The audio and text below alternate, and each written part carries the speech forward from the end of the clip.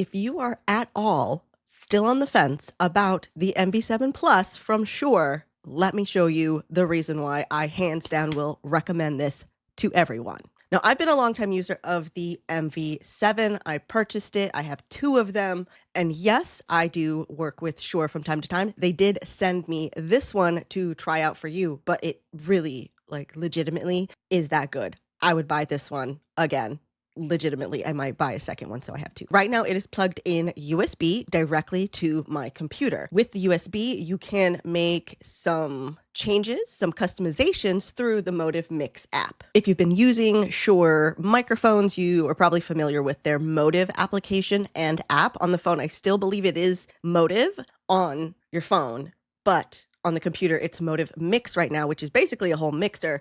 This is how you can make different customizations to your MV7 Plus. When you plug it in, it's going to show up as a source over here on the side. You can press the little gear so you can get into the settings, and that's where we can make some changes. It has auto level gain. This is my favorite because I don't want to think too much about it, so it does a really good job doing the auto gain. It's automatically lovely. The next spot is where you can change what you hear in your headphones. So right now I've got my headphones. My in-ear monitors are plugged into the microphone. So when I'm on a call, I can hear myself, but I can also hear the other stuff from the computer. So it's the audio source of the computer, and this is where you can change the different volumes. If you get the sound to a place where you like and you're just tired of hearing your own voice in your head, which happens to me sometimes, I will just turn it down and I will keep the PC level up because that's how I can hear everything else that's going on. The next thing is the tone. I've been playing with this a little bit. It was on natural.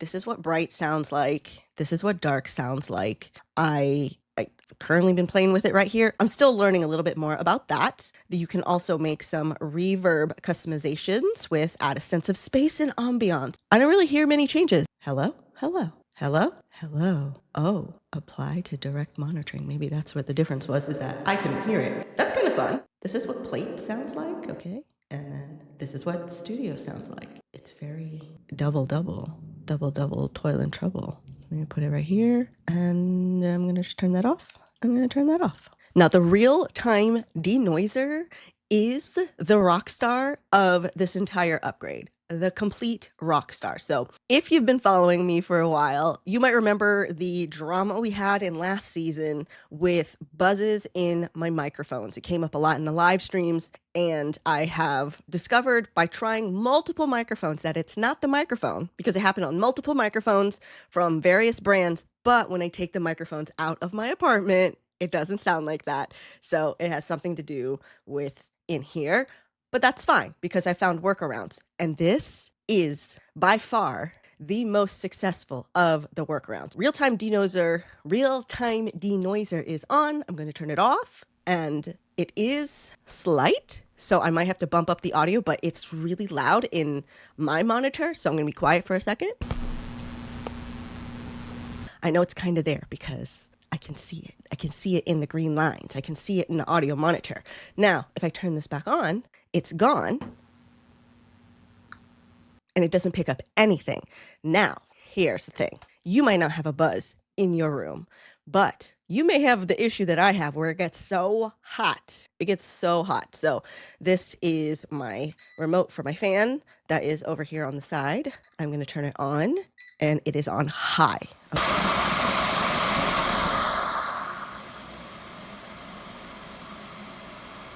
Or did you hear that? It detected it and then took it away. Now, if I turn off the real-time denoiser, this is what it sounds like with the fan on, and then I'm going to turn it off.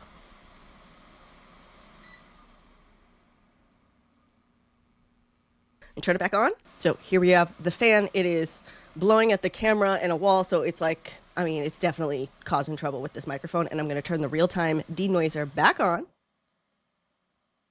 It's like magic. Come on.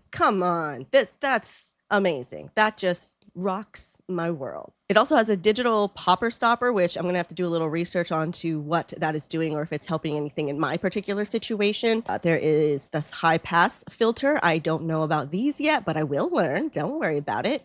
And the other fun thing is the customizable LEDs. So you can go in here and you can change the colors of this light right here. Now it's pretty bright in my room because I've got all my studio lights, but if I turn these off and I turn this off, we can look at the lights. So this, if it is the Shure green, right? If we want to do a custom color, and I don't know why in my feed, you can't see any of the greens or blues. You can see some blues, but not the greens. So let's add this one. Okay, so we got this blue. We can do pulsing, right? So we can change that color. We'll go to this color and then reset. We'll save that. And now you can see it kind of pulses on and off, but it isn't reacting to my voice. Hello, Gizmo. She's the shadow.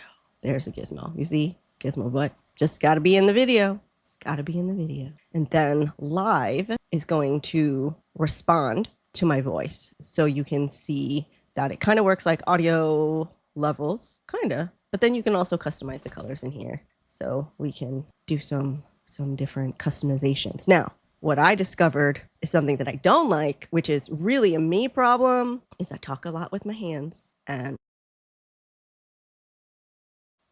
if you bump it, it will mute. Now, if you know what you're doing and you end up muting it, great. It's very easy to mute it. But if you are like me and you just talk with your hands a lot, it's very accidentally. I discovered this because I recorded a video and then I did not have audio. You can also lock your settings, your customizations, and if you take this microphone and plug it into a different computer, you plug it into your phone, the settings that you made in here are going to stay, but you can also change them in the app in the phone if you need to make some adjustments as well. But say like you've got your computer at home, you set it up the way that you like, you want to take this to work, or you want to go to, I don't know, you're a podcast guest and you want to bring your own microphone, like, sure, yeah, why not? Sure, why not? Sure said. Why not? So if you're at all on the fence, I definitely recommend it. It comes with the USB-C cables that you need. If you want to plug it into a Lightning phone, you are going to need a different cable. And I did get that, but it is very short. So this is the USB-C to Lightning cable from Shure, AMV USB-C LTG15. This is what you want to look up, or go through my link, give me a comment if it's not in there, and hopefully we'll get something a little bit longer because this is a little bit short. You're gonna be pretty close to your camera. It does work with the Rode audio cables, SC19, SC, I don't know, 5 billion. I've got a couple of different links, but the Lightning to USB cables from Rode do work with your Lightning phones, but with the USB phones, you should be able to use the one that comes in the box with the MV7 Plus. Just fantastic. So fantastic. Turning the denoiser off.